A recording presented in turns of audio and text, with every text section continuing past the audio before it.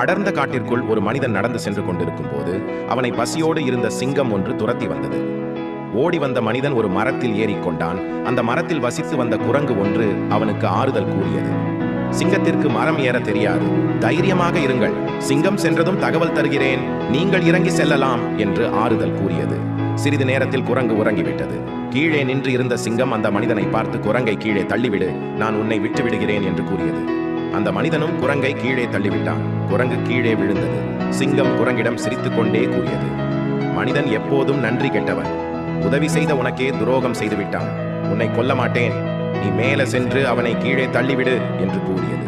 மரத்தில் ஏறி குரங்கு அந்த மனிதனை கீழே தள்ளிவிடவில்லை. சிங்கத்தை பார்த்து பெருமிதமாக கூறியது, நம்பி வந்தவர்களுக்கு நம்பிக்கை துரோகம் செய்ய நான் ஒன்றும் மனிதன் அல்ல என்று. ஆம் நண்பர்களே, நம்மிடமே நம்பிக்கை துரோகம் அதிகமாக உள்ளது. முடிந்தவரை நம்பியவர்களுக்கு உண்மையாக இருப்போம்.